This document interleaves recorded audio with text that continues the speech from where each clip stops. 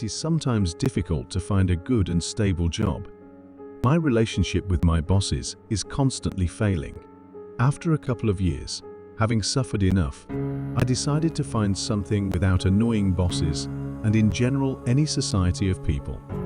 I looked at adverts, found something gamekeeper in the reserve. The work is not difficult, highly paid, all benefits are available. Well, just like people. Having arrived to the final stop by bus, I walked a few kilometers along the beaten path and looked at the signs. Black letters on a white background were written about the necessity of observing all the rules of behavior in the reserve zone. It was true who these rules interfered with shashlikas, with the whole family frying or scattering bulls. Nobody cared. I walked along the path further, passing lonely benches. It was a warm July day. Grasshoppers were chirping, and the water of the local spring was gurgling. Such weather makes me want to live more, I thought. Walking with my boots on the gravel, I found a one-story house with a high antenna, grey walls with cracked plaster, and a red roof. I came closer. Why are there bars on the windows? Although maybe there are dangerous animals here, who knows?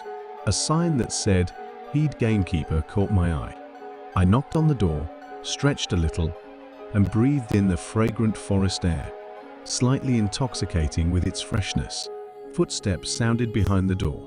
The door was opened by a grey-haired and bearded man with a camouflage jacket over a checked red and black shirt. On his head was an army cap and similarly styled trousers. A tanned, wrinkled face with blue eyes looked at me carefully. The man was not tall, but had a serious look, showing military training. "What do you want?" the grandfather asked. "I saw your vacancy on the internet and would like to get a job with you." "I see. Have you served? Or maybe you graduated from the military department?" "No, I'm a civilian to the core." "Ugh," he said to himself. "It'll be harder for you." I gave him a questioning look.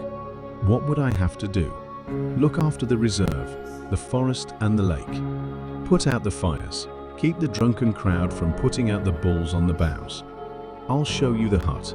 There's some supplies in there. You'll understand as the play progresses. By the way, my name is Dimitri. My name is Alexei. When do we leave? Right now. Just give me a second to grab my tools. The door closed. We heard footsteps going inside the room. After a while, the door opened again. The man was carrying a small rucksack, some kind of carabiner, and a large silver cross that hung around his neck. The man's appearance was severe, so I did not dare to ask and followed him along the forest paths, deep into the forest. We walked, passing tree massifs, small rivers, overgrown hills. Deciding to take a break, we stopped near a fallen oak tree and sat down on it. I dug in my pocket and took out a packet of cigarettes, offered them to Dimitri, but he refused, citing his health.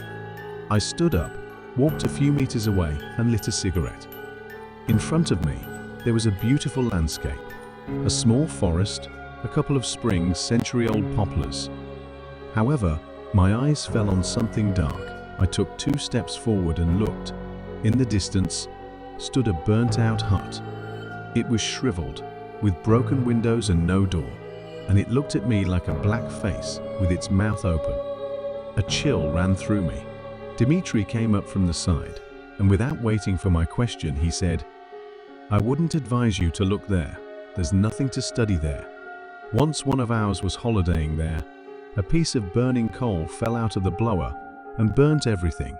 I caught the old gamekeeper's look of sorrow, finished smoking, and we went on. A couple of kilometers ahead, we saw the hut where I was to spend the night. We went in. Inside, there was a stove, a wooden table, a couple of stools, a pile of firewood, and a small box with supplies. On the wall hung a shotgun, quite old but heavily oiled with gun oil. In the cellar were various kinds of pickle jars.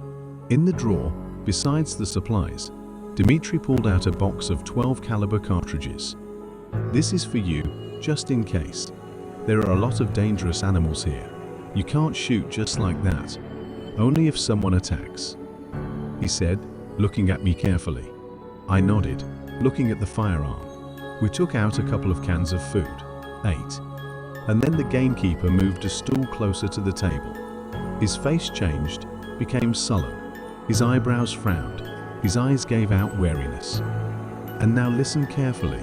At night, do not get out of the hut, especially if you hear any strange sounds, giggling or laughter. In no case do not go out. Understand? At night, move this table to the door. Don't open the windows and don't look through them if you want to live. His voice turned to a shout, and he looked at me with glistening eyes that looked as if tears were coming out of them. I stared into his eyes and couldn't tell whether I was more frightened by what he was saying or by his expression and intonation. The old man stopped, wiped his eyes, put the cross on the table, and whispered something like, "God save him, and he sees everything." He looked at me one last time, closed the door, and walked away with a quick step. I sat in the same place. My heart was pounding fast. I looked at my gun. I looked at my watch. It was 8 o'clock in the evening. After a while, I got up. Since Dmitri had asked me so much, I would not go out at night. I would stay here. Only now it was not so dark. I would smoke a little to calm my nerves. I heated the stove with some wood and left the hut.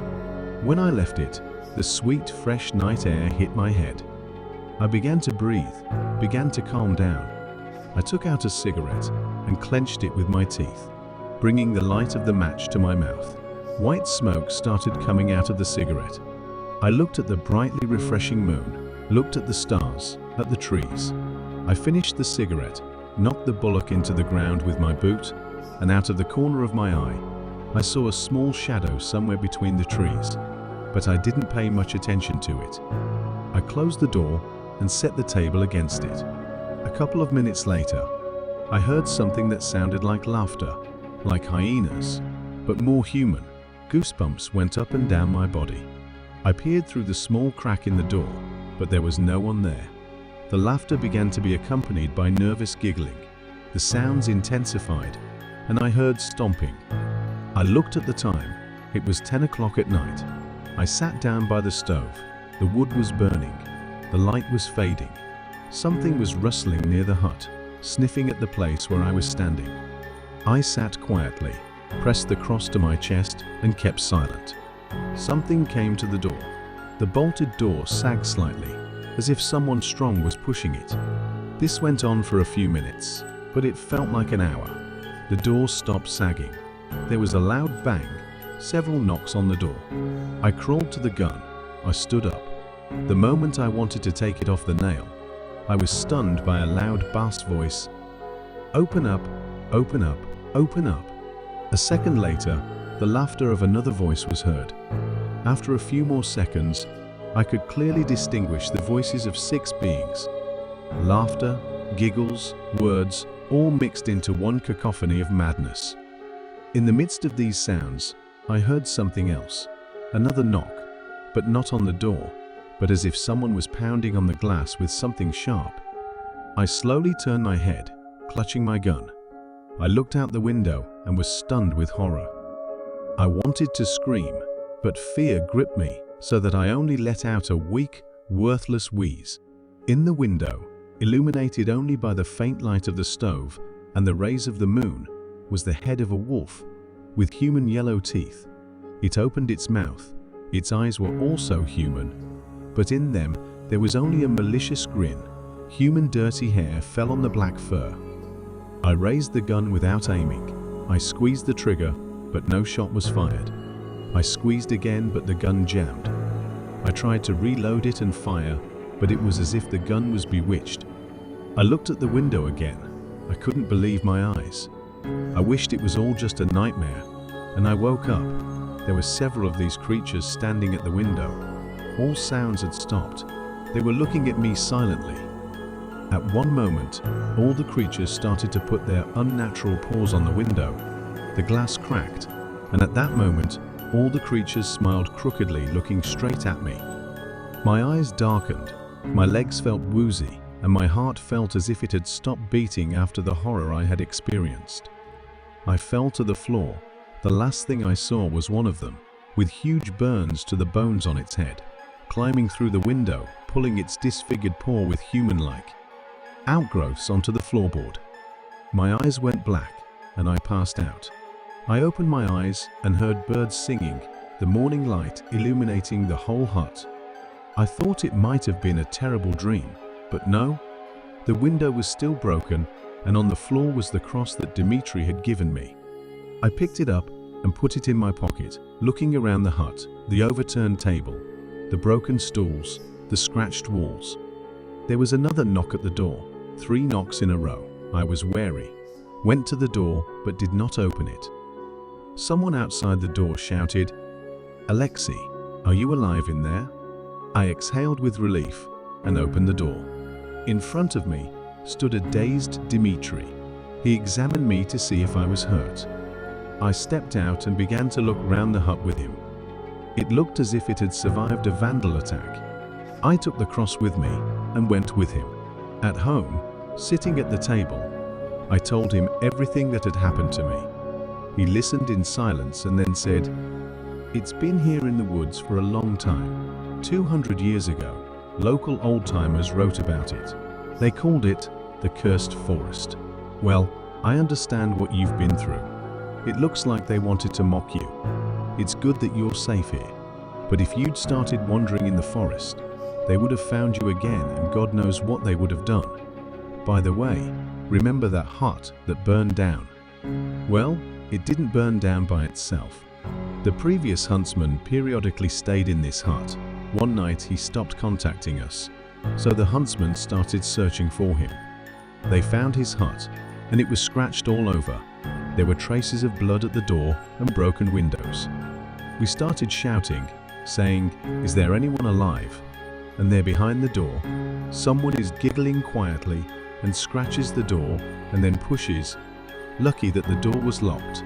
We ended up pouring petrol on the house and burning it down. We kept the window at gunpoint so that if any creature would come out, it would get a shotgun blast. But nobody came out. Only something giggled in the darkness. And the next day we inspected the hut, and we didn't find any remains there. I thanked Dimitri for his hospitality and went to the spare room, lay down on the creaky bed, and wanted to sleep. I remembered about the cross, found it in my pocket, and started to look at it. When I saw what was scratched on the back of the cross, I felt an animal horror. Goosebumps ran all over my body, and fear gripped me. On the back of the cross was scrawled crookedly the text, "We will come for you."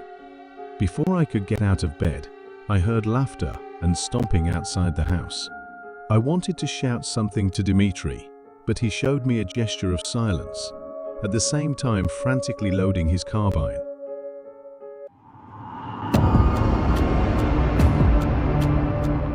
Nancy. Nancy, are you there? Nancy, answer me. Hey. Wow, it's so late. What's the matter? You can't sleep? Nancy, I need you to listen to me carefully.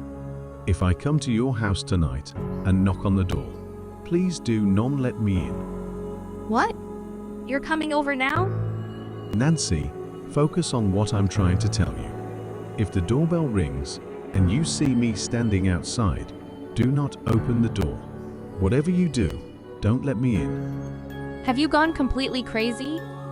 Something very bad will happen to you if you open the door. What's wrong with you? Why are you saying these horrible things? You're scaring me.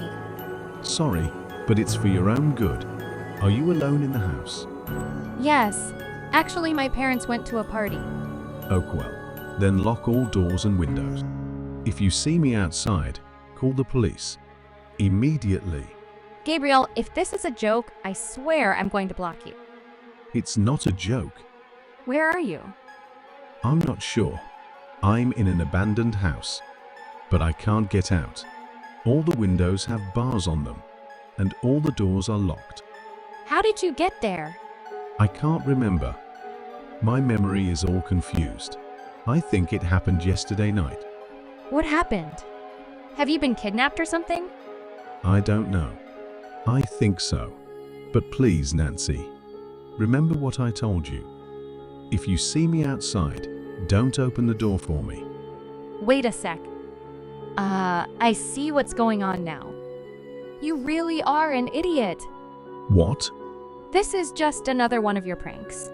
And to think I was about to call the police. Thank God I realized just in time. What are you talking about? I can see you. Moron. I'm looking at you through the window. You're out there in the garden, sending messages on your phone. What? Don't try to deny it. I can see you. No, it's not me. Knock it off. The joke's over. It was a lame prank anyway. I'm coming down. No, don't open the door. I told you, don't let me in.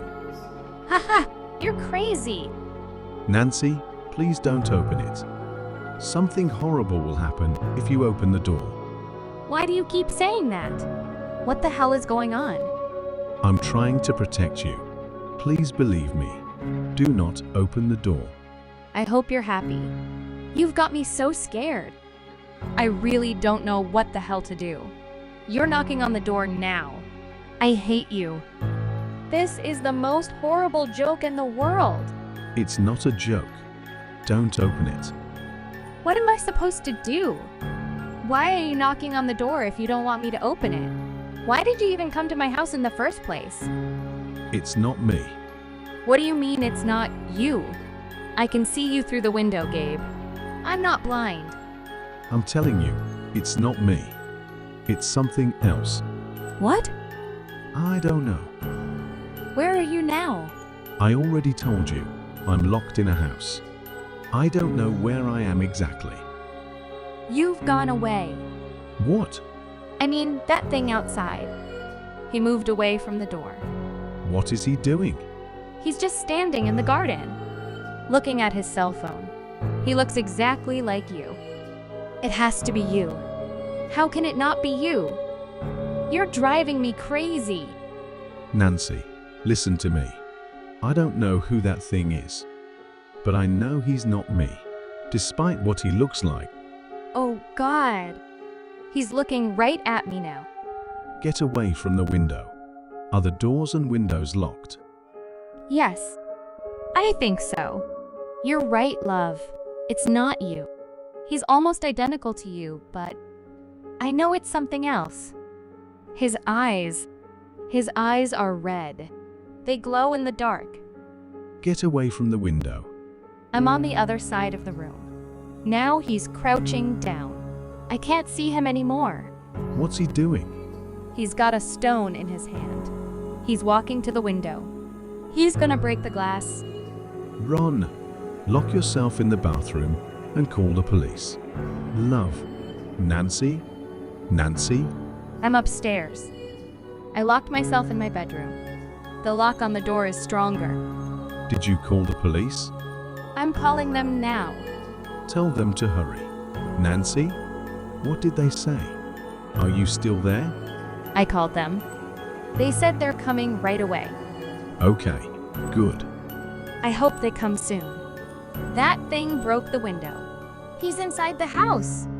Are you sure? I can hear his footsteps. Now he's coming up the stairs.